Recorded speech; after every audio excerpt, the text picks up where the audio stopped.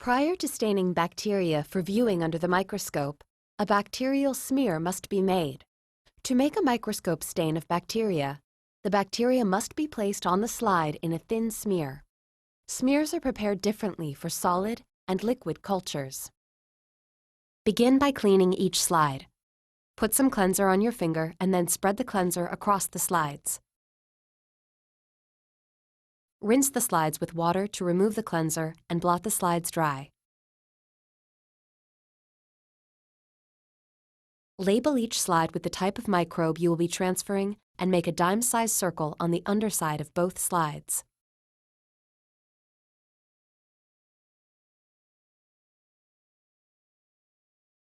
We will start with the liquid culture. Flame your loop by holding it in the hottest part of the flame. Notice where the wire is red hot. This is the hottest part of the flame.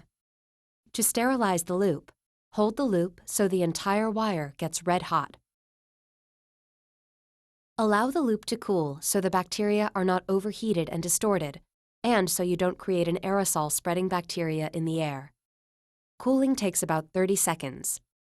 Remember, you can't touch the loop or set it down. If you need to set the loop down, use a rack or stand so that the loop doesn't touch the counter. Obtain the liquid culture and gently flick the tube to suspend the bacteria. Notice the sediment in the tube moving into suspension. Hold the tube at an angle. Hold the loop like a pencil. Remove the cap with your ring and pinky finger of the hand holding the loop. Pass the mouth of the tube through the flame quickly. The hot air will keep airborne contaminants out of the tube. Use your loop to pick a loop full of broth. Flame the tube and replace the cap. Pick up one of the slides and spread the loop full of bacteria in the circle. You don't have to stay within the lines. Repeat this procedure to place 2 or 3 loopfuls of culture on the slide. Flame the loop and let it cool. Using your ring and pinky finger, remove the cap of the tube, quickly pass the tube through the flame, obtain a loop full of broth, pass the tube back through the flame, and recap the tube. Spread the loop full of broth on the slide. Let the smear air dry. Do not blow on the slide or heat the slide. Now we will make a smear using the solid culture. When pulling a sample from a plate or a slant, very little sample is needed. If you pull too much, you may make a smear that is too thick. Flame the loop and put a loop full of water in the circle on the other slide.